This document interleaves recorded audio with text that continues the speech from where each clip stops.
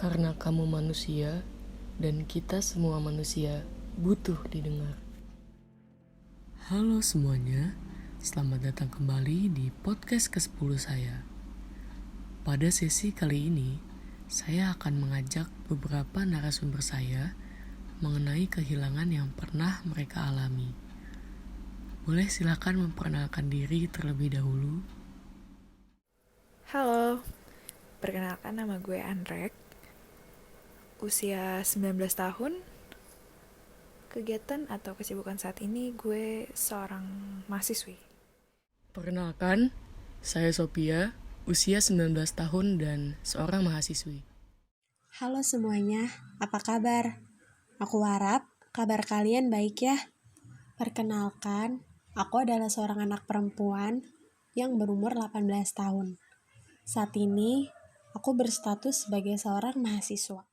Halo semuanya, panggil aja saya Cici. Saya seorang mahasiswa. Halo semuanya, perkenalkan, nama saya Ayu, saya berumur 19 tahun, dan saya merupakan mahasiswi di salah satu perguruan tinggi. Oke, baiklah.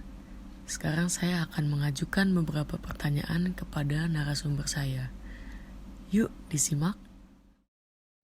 Pengalaman kehilangan yang paling berat versi kalian masing-masing itu saat kehilangan apa? Pengalaman kehilangan versi gue gak jauh-jauh dari cowok sih. Kehilangan paling berat versi saya adalah kehilangan diri saya sendiri. Pertanyaan pertama mengenai kehilangan. Oh ya, sebelum aku melanjutkan cerita pengalamanku, aku tahu di luar sana masih ada dan banyak tentunya yang lebih merasa kehilangan mengenai suatu hal. Tetapi, aku di sini hanya ingin bercerita hal yang kualami kepada kalian. So, kehilangan terberat versi aku ketika kehilangan rasa aman, nyaman, dan waktu ketika berada di rumah. Pengalaman kehilangan yang berat versi saya ya banyak sih. Cuman mungkin di sini saya pilih yang paling bisa buat sharing dan pelajaran juga aja kali ya. Yaitu kehilangan kemampuan saya untuk mengenali diri saya sendiri. Sebenarnya, semua kehilangan menurut aku itu berat. Yang namanya kehilangan gitu kan, gak ada yang mau ngerasain kehilangan. Apalagi kalau kita kehilangan orang terdekat kita. Tapi dari semua hal yang udah aku alamin, aku punya 2 prioritas yang menurutku kehilangan mereka ini berat banget buat aku. Yang pertama itu pas aku kehilangan almarhumah mama kandungku. Aku kehilangan beliau menjelang 1 bulan sebelum ujian nasional di SMA. Dan beberapa bulan kemudian, aku kehilangan almarhum kakekku.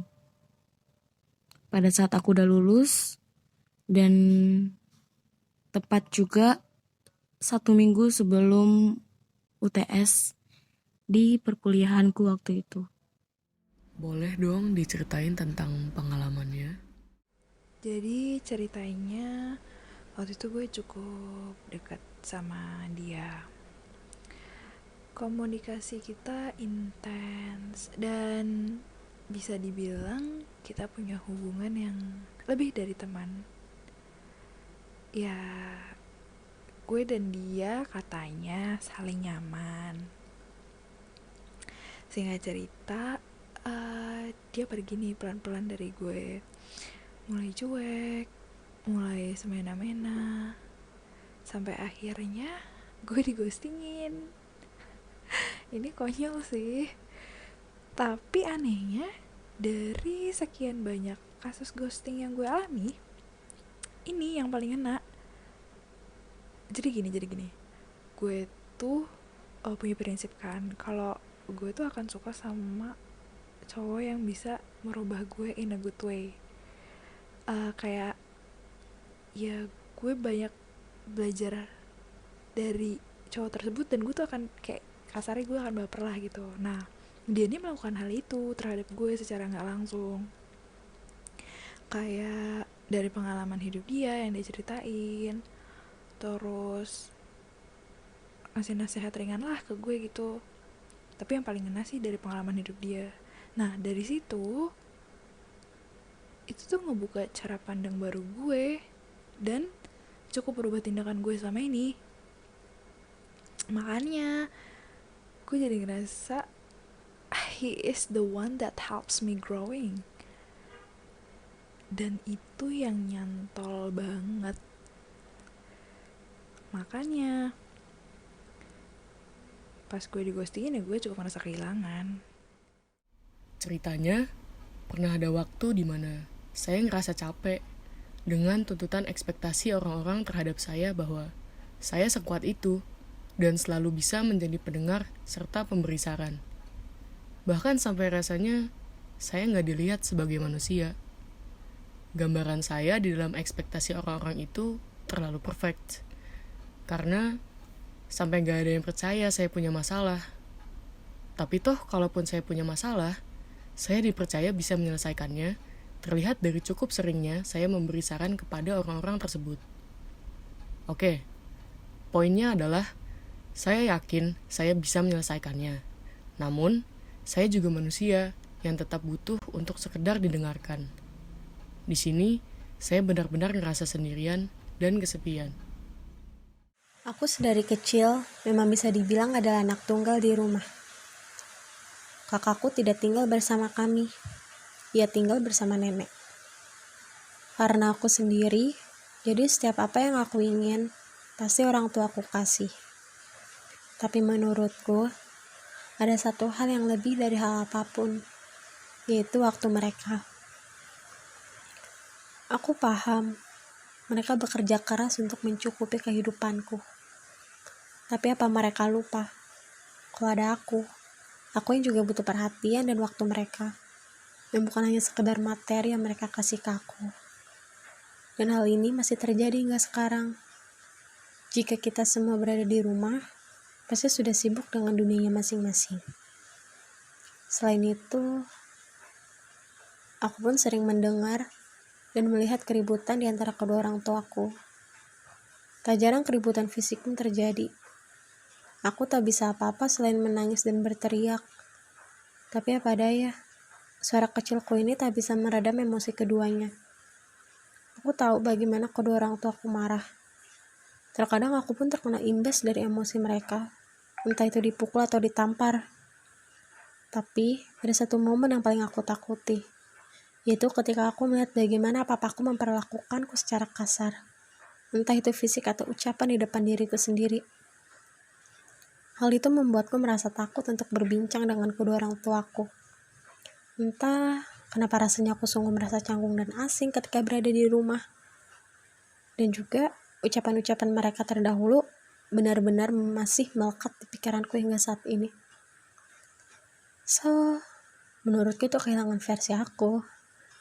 Karena seandainya waktu bisa diputar, aku ingin sekali mendapatkan perhatian dan rasa nyaman dari orang tuaku sendiri. Boleh dong. Sebetulnya cerita ini awal mulanya saya juga nggak paham dari kapan. Tapi yang jelas itu saya dulu selalu menuruti apa kata orang lain di sekitar saya. Dan saat itu juga saya menganggap bahwa pengakuan dari orang lain itu penting. Ditambah lagi saya juga punya krisis dengan kepercayaan diri saya sendiri. Ayo ngaku, siapa nih di antara kalian yang kayak gini juga? Semoga nggak berlanjut ya. Udah cukup berhenti di sini aja. Jangan terlalu jauh lagi. Oke, kembali lagi persoalan di awal. Gara-gara itu saya juga jadi nggak tahu maunya saya apa. Kayak apa sih keputusan yang harus saya ambil? Saya tuh selalu ngerasa gelisah, takut, cemas setiap saya disuruh menentukan sesuatu. Misalnya, saya ada niat mau ikut beberapa kegiatan. Tapi tuh saya hanya bisa ikut satu. Nah, di situ tuh saya bisa mikir itu sampai semalaman. Cemas, takut, jalan ke depannya tuh gimana, apa bakal nyesel atau enggak, wah dan lain sebagainya. Karena itu juga saya dulu tuh sering kalah sebelum berperang. Karena ya energi saya juga udah kebuang habis sama pikiran. Dan akhirnya saya selalu jadi ketergantungan juga dengan selalu minta pendapat ke orang lain. Sebetulnya nggak salah minta pendapat ke orang juga, tapi ya jangan ketergantungan. Istilahnya kalau kita ketemu orang yang bisa nuntun kita ke arah yang lebih baik, alhamdulillah banget sih. Tapi kalau enggak nih, nah kita juga harus pintar-pintar tuh mau minta pendapat sama siapa. Kita olah lagi pendapat orang lain itu sesuaikan dengan situasi kondisi real yang lagi kita hadapin. Jadi tetap yang buat keputusan itu ya kita, bukan orang lain gitu loh. Aku itu termasuk orang yang lebih dekat sama ibu daripada sama papa. Jadi kehilangan sosok beliau untuk selamanya itu termasuk cobaan yang berat buat aku. Apalagi posisiku yang waktu itu ditinggalin benar-benar 1 bulan sebelum 17 tahun. Dan aku tuh selalu mikir, kalau misalkan nanti gak ada ibu di samping aku bisa apa?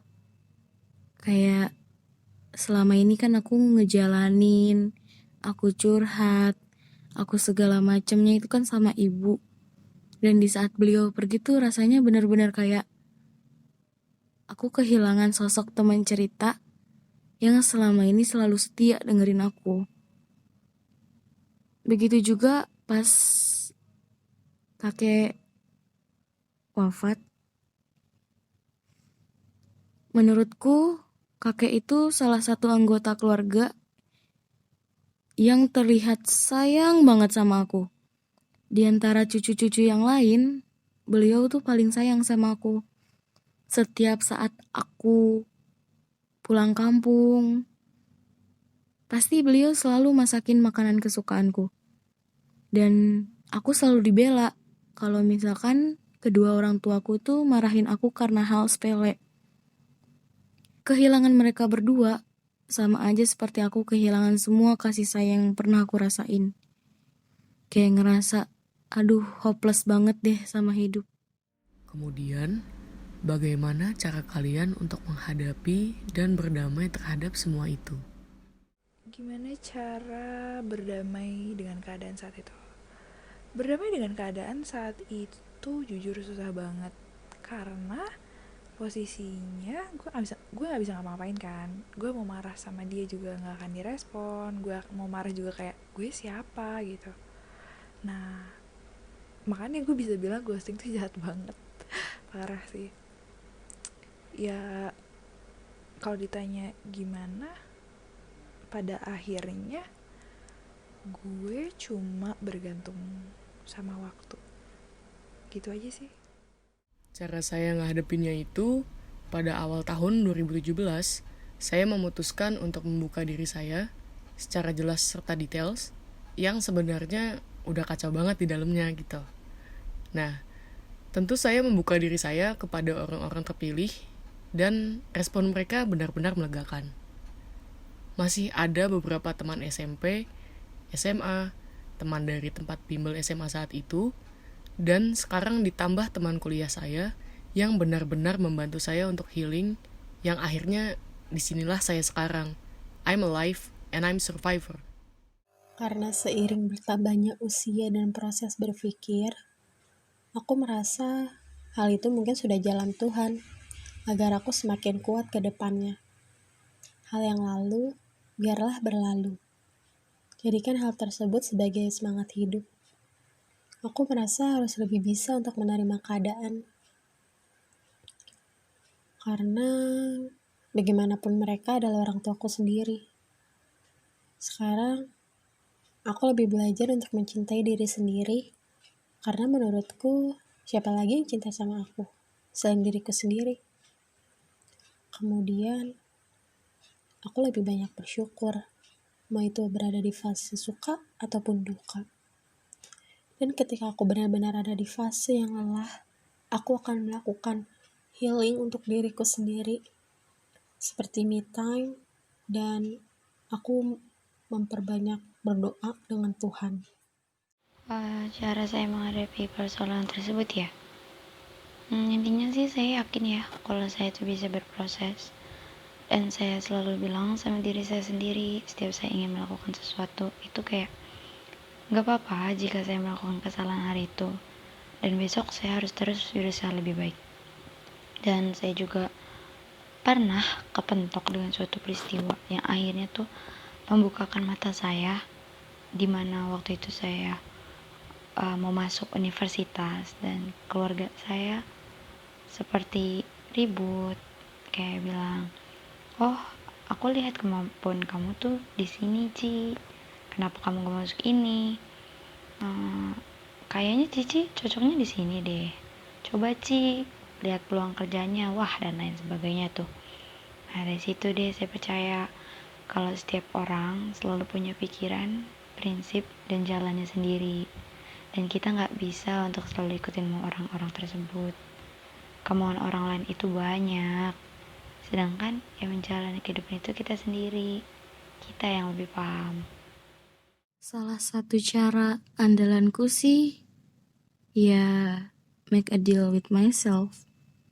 Apapun itu caranya. Mungkin bisa dengan cara aku main sama teman-teman, atau melakukan hal yang aku suka, entah itu jalan-jalan, me time. Dan emang bener sih, dulu tuh aku anaknya gak sebobrok sekarang. Bisa dibilang aku sangat tertutup dan bahkan gak bisa speak up tentang apapun itu ke orang-orang. Tapi dari pengalaman yang tadi aku ceritain, aku bisa belajar sih kalau ini emang udah jalan hidup dan udah takdirnya kayak gini. Karena semua yang hidup akan mati dan semua yang mati akan kembali ke penciptanya, bukan? Mau gak mau harus keluar dari zona nyaman demi kehidupan yang lebih baik. Karena kan kita gak mungkin ya berpatokan di situ-situ aja. Kita harus buat mereka bangga sama prestasi yang kita raih di sini, supaya mereka gak kecewa sama kita. Dan sekarang, saking keluar dari zona nyamannya, aku jadi bobrok pisan. Nah, kita sampai di pertanyaan terakhir. Mungkin ada pesan yang ingin disampaikan untuk orang tersebut. Pesan untuk orang tersebut, apa ya? Gue cuma mau makasih banyak atas semua pembelajaran yang lo kasih ke gue, semua pengalaman hidup yang pada akhirnya bisa gue ambil hikmahnya. Gue tahu kok alasan lo ngelakuin itu ke gue. Lo terjebak sama masa lalu. Cepat sembuh ya. Pesan untuk diri saya, tolong yakin selama tujuanmu baik, maka nggak ada salahnya kamu menyisihkan waktu lebih banyak untuk terfokus sama diri kamu sendiri. Tolong jangan sampai keulang lagi tragedi kehilangan diri ini. Oh iya, saya mau titip pesan juga untuk teman-teman lama saya dari TK sampai dengan SMA. Seiring berjalannya waktu, saya terus berkembang, begitupun kalian. Jika kalian merasa ada yang berbeda dari treatment atau perilaku saya terhadap kalian, ketahuilah, saya tidak berniat untuk sombong. Melainkan, saya memiliki alasan saya sendiri karena sudah ada banyak hal yang berubah di dalam diri saya. Salah satunya adalah cara berpikir saya dalam memandang kehidupan, khususnya kalian, dan apa yang pernah kita punya dalam hubungan kita dulu. Thank you. Hai, Ma, Pa, aku memang pernah menyesal dan iri sama orang tua dan anak yang begitu dekat. Tapi sekarang, aku berusaha untuk menerima semua hal itu. Karena aku tahu, kalian pasti sayang aku kan? Doa aku, semoga papa sama mama selalu diberikan kesehatan, rezeki yang berlimpah, selalu dalam lindungan Tuhan, dan dijauhkan dari mara bahaya apapun. Asal kalian tahu, aku sayang banget sama kalian. Love you, Ma, Pa. Pesannya ya, mungkin pesannya berarti ke diri saya sendiri kali ya, dan untuk orang-orang yang merasakan sama seperti saya. Kamu capek gak sih ngerasain itu terus? Mau berhenti kan? Mungkin bisa dimulai kayak saya yang selalu bilang ke diri saya sendiri setiap saya mau mencoba memutuskan sesuatu atau mencoba hal-hal yang baru. Saya selalu bilang, gak apa-apa kok kalau hari ini saya ngelakuin kesalahan, tapi saya itu tetap harus berusaha dan berkembang ke arah yang lebih baik. Saya yakin saya itu bisa berproses, dan semua juga butuh usaha kan. Nah, semoga kita bisa belajar bareng-bareng dan kita semoga bisa ngelewatin itu semua ya. Yuk, pasti bisa ya. Buat ibu dan kakek, semoga kalian tenang di sana ya. Kalian harus bahagia di sana. Kalian udah gak ngerasain sakit lagi. Dan kalian udah dipertemukan dan ditempatkan di satu tempat yang nyaman banget. Kita akan bertemu lagi di lain waktu kok, cepat ataupun lambat. Ayu sayang kalian. Tetap jaga Ayu dari sana ya. Jangan bosan-bosan lihat Ayu yang mungkin sekarang makin bandel dan gak sesuai sama ekspektasi kalian.